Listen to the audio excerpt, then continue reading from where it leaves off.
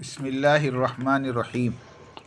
قسط نمبر 870، مناقب ابو سفیان رضی اللہ عنہ۔ مرزائیت اور اہل تشیع دونوں کا ایک ہی نہج ہے، دعوتی کام اور اس کا اسلوب۔ الحمدللہ الحمدللہ وحدہ والصلاة والسلام علی من لا نبی بعدہ۔ فضائل حضرت ابو سفیان۔ حضرت ابو سفیان ابن حرب رضی اللہ عنہ کے فضائل اور مناقب۔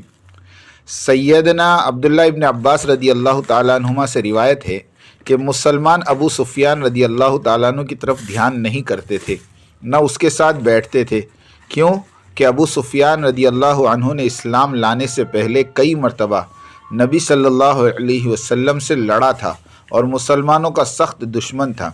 ایک بار ابو سفیان نے رسول اللہ صلی اللہ علیہ وسلم سے کہا، اے اللہ کے نبی، 3 باتیں مجھے عطا فرمائیے۔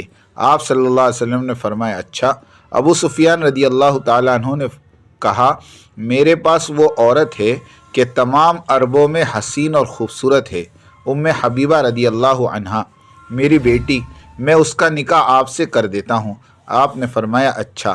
دوسری یہ کہ میرے بیٹے معاویہ کو آپ اپنا کاتب بنائیے۔ آپ نے فرمایا، اچھا۔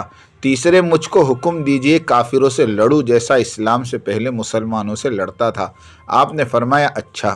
ابو زمیل نے کہا، اگر وہ ان باتوں کا سوال آپ صلی اللہ علیہ وسلم سے نہ کرتا تو آپ صلی اللہ علیہ وسلم جواب نہ دیتے، اس لیے کہ ابو سفیان رضی اللہ عنہ جس بات کا سوال آپ صلی اللہ علیہ وسلم سے کرتے، آپ صلی اللہ علیہ وسلم ہاں فرماتے تھے۔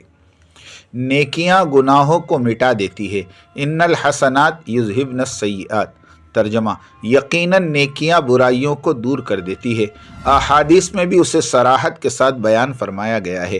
مثلاً 5 نمازیں جمعہ سے جمعہ تک، رمضان سے دوسرے رمضان تک، اس کے مابین ہونے والے گناہوں کو دور کرنے والے ہیں، بشرط یہ کہ کبیرہ گناہوں سے اجتناب کیا جائے۔ صحیح مسلم۔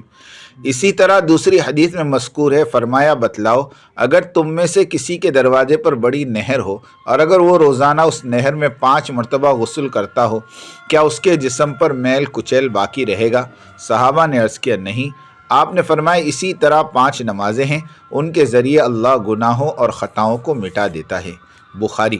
فائدہ، انبیاء علیہم الصلاۃ والسلام بحفاظت خداوندی گناہوں اور خطاؤں سے پاک ہوتے ہیں، اللہ تعالیٰ انہیں گناہوں سے بچا لیتا ہے۔ کذالک لنصرف عنہ السوء والفحشاء انہ من عبادنا المخلصین۔ یوں ہی ہوا اس واسطے کہ ہم اس سے برائی اور بے حیائی دور کر دیں، بے شک وہ یعنی یوسف ہمارے چنے ہوئے بندوں میں سے تھا۔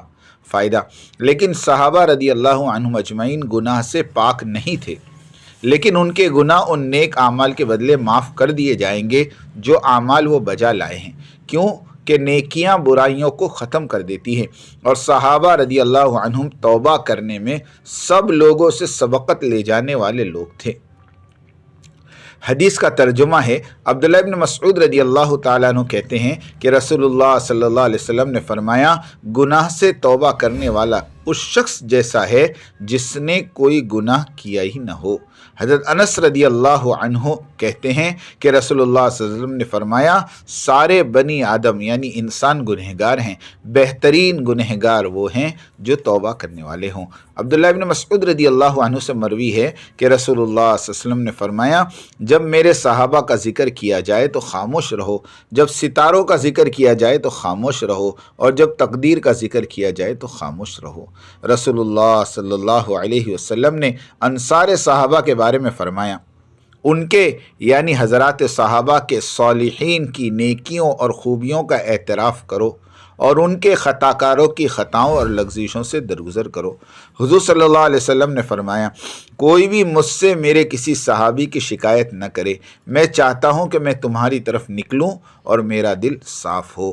حضرت معیذ ابن مالک رضی اللہ تعالیٰ عنہ کے بارے میں تو فرمایا، حضرت معیذ کے لیے استغفار کرو، اس نے ایسی توبہ کی ہے کہ اگر وہ امت کے درمیان تقسیم کی جائے تو وہ سب کی مغفرت کے لیے کافی ہو جائے۔ شیخ الاسلام امام ابن تیمیہ رحمۃ اللہ علیہ رقم تراز ہیں کہ بالفرض اگر ان صحابہ میں سے کسی سے گناہ ثابت ہو جائے تو اللہ اس کی عظیم حسنات کی بدولت یا اس کی توبہ کی بنا پر اسے معاف فرما دیں گے، یا اسے کسی ایسی مصیبت اور آزمائش میں مبتلا کر دیں گے جو اس کے گناہ کا کفارہ بن جائے گی، یا اس کے بارے میں اپنے نبی کی شفاعت یا اس کے مومن بھائیوں کی سفارش قبول فرما لے گا، یا وہ اللہ سے ایسی دعا کرے گا جو اس کے حق میں قبول ہو جائے گی۔ قرآن اور حدیث میں حضرات صحابہ کرام کے فضائل بھی بیان ہوئے ہیں۔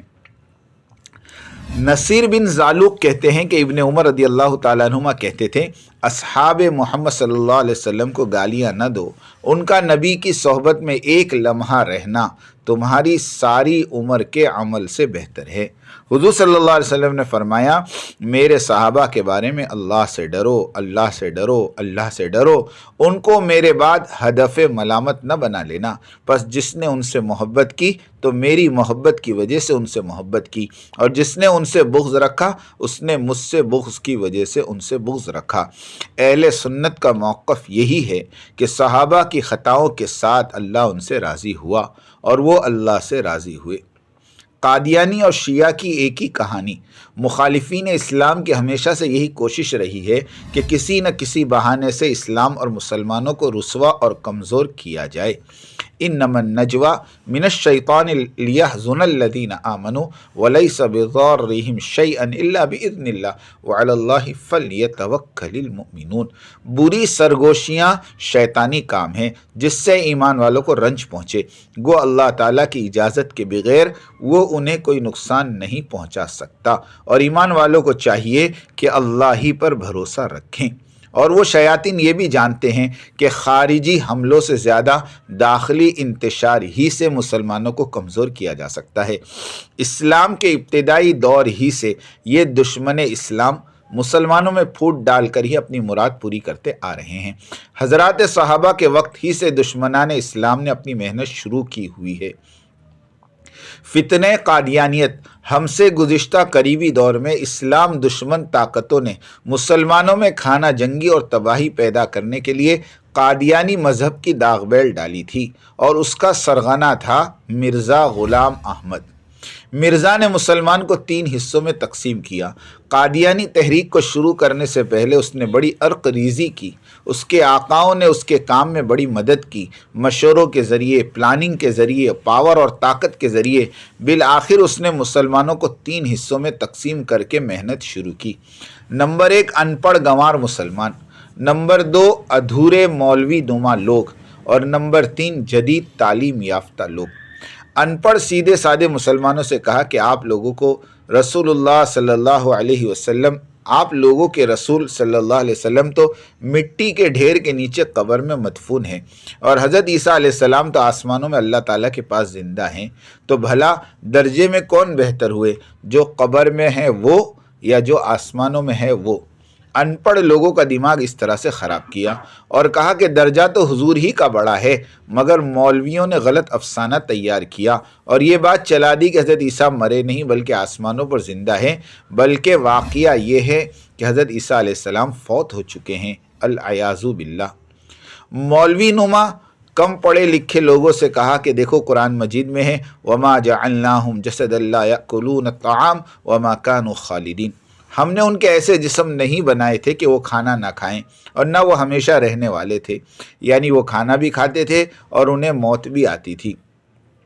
اب مولوی نما یعنی تھوڑی سی معلومات والے لوگوں سے کہا کہ بغیر کھائے پیے 2000 سال سے حضرت عیسیٰ علیہ السلام کیسے زندہ رہ سکتے؟ اب تم ہی بتاؤ مولویوں کا کہنا صحیح ہے یا پھر قرآن مجید کا فرمان؟ اس طرح سے ان کا دماغ بھی خراب کیا، اور بابو ٹائپ کے جدید سائنس اور ٹیکنالوجی والوں سے کہا کہ یہ سائنسی دنیا میں کوئی یہ کہے کہ ایک شخص آسمانوں کے اوپر بغیر کسی آکسیجن کے اور بغیر کھانے پینے کے کیا زندہ رہ سکتا ہے؟ انہوں نے کہا ہرگز نہیں۔ مرزا نے کہا یہ مولوی کہتے ہیں کہ عیسیٰ آسمان پر زندہ ہے۔ اس طرح ان تینوں طبقے کے لوگوں کے ذہن خراب کیے اور کہا کہ حضرت عیسیٰ مر گئے ہیں، اور قرآن اور حدیث میں جو مسیح ابن مریم کے آنے کا ذکر ہے اس سے مراد دراصل میں ہی ہوں۔ پھر مرزا نے حضرت عیسیٰ اور بی بی مریم دونوں کی جھوٹے قبریں لدھیانہ میں بنا ڈالی اور کہا کہ کتابوں میں جو لدھ کا ذکر ہے دراصل اس سے مراد لدھیانہ ہے۔ یعنی مرزا کی محنت کا ہدف صرف دو باتیں، عیسیٰ علیہ السلام کی موت کو ثابت کرنا اور دوسرے آنے والے مسیح کی جو خبر دی گئی ہے اس سے مراد میں یعنی مسیح موعود ہوں۔ حضرت عیسیٰ کی موت کو ثابت کیے بغیر مرزا کی ساری کہانی عبث اور بیکار ہے اور سارا ڈرامہ فیل ہے، لعنت اللہ علیہ۔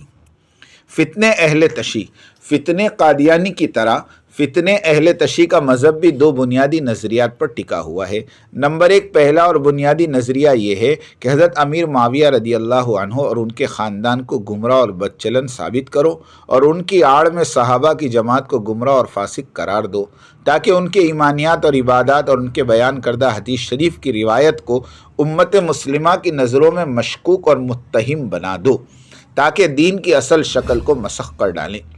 فائدہ، اگر حضرت معاویہ رضی اللہ تعالیٰ عنہ اور ان کے خاندان کا مقدمہ خارج از بحث ہو گیا تو شیعہ مذہب کی ساری کہانی بے معنی ہو کے رہ جائے گی، اس لیے کہ محرم کے تعزیے، جلوس، ماتم، سب چیزوں کی کڑی کو حضرت معاویہ کے گھرانے سے جوڑا جاتا ہے، جو سراسر الزام تراشی کے سوا کچھ نہیں، جسے ہم کتاب اور سنت کی روشنی میں ثابت کریں گے انشاءاللہ۔ دوسری سازش یہ ہے کہ اہل بیت کے نام پر شیعوں کے مرتب کردہ غیر عقلی اور غیر منطقی روایات اور رواجوں کو دین اور اسلام کا نام دے کر اس کی ترویج کر سکے جاری۔ باقی اگلی قسط میں انشاءاللہ۔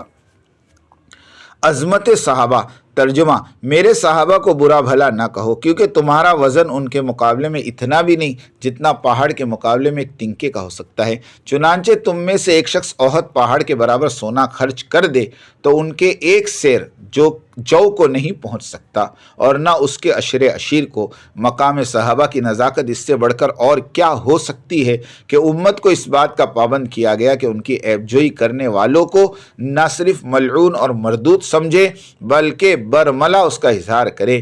فرمایا، اذا رأیتم الذین یلبسون اصحابی فقولوا لعنت اللہ علی الشرک۔ جب تم ان لوگوں کو دیکھو جو میرے صحابہ کو برا بھلا کہتے ہیں اور انہیں ہدف تنقید بناتے ہیں تو ان سے کہو کہ تم میں سے جو برا ہے اس پر اللہ کی لعنت۔ ظاہر ہے کہ صحابہ کو برا بھلا کہنے والا ہی بدتر ہوگا۔ ترجمہ، 73 فرقوں میں بٹ جائے اور ایک فرقے کے سوا سب کے جہنم میں جانے کے بارے میں ذکر فرمایا۔ لوگوں نے اسے ایک جماعت کے متعلق پوچھا تو اس پر بھی آپ نے یہی فرمایا، وہ جنتی گروپ ہے جو اس دین کو اپنائے جس پر میں اور میرے صحابہ گامزن ہیں۔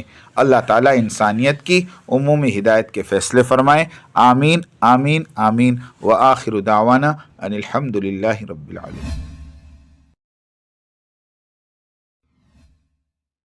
میری بات توجہ سننی پڑے گی، بہت توجہ سننی پڑے گی۔ تم بات کو غلط مطلب نکالو گے اپنے ذہن سے اور میرے ذہن میں جو مطلب ہے اس پر غور نہیں کرو گے۔ یہ بڑی مصیبت ہے اس زمانے میں۔ بجائے جو میں چاہتا ہوں اس طرف توجہ کرنے کے، اپنے دماغ میں جو کچھ لیے بیٹھے ہو اس کو غلط رخ پر لے جاؤ گے۔ سنو غور سے۔ بات کو سمجھنے کے لیے سب سے پہلے آدمی اپنے ذہن کو اور اپنے برتن کو اعتراض اور تردد اور اشکال سے خالی کرے، اس لیے کہ اگر کسی بات کو بھی مفہوم مخالف اور کسی بات کو بھی کسی دوسرے عمل کی تردید یا اس کی تنقیص یا اس کی افادیت کو کم سمجھنے کے سوء ظن کے ساتھ سنا گیا، نفع کی باتوں سے نقصان ہونا یقینی ہے۔ اس لیے سب سے پہلے ہم اس کی نیت کریں، پوری بات سنیں گے، آگے پوری بات نقل کریں گے۔ آدھی سننا یہ بھی دین و دعوت کے لیے ناقص، اور آدھی بات کا نقل کرنا یہ تو بڑے فساد کا ذریعہ ہے۔ اس لیے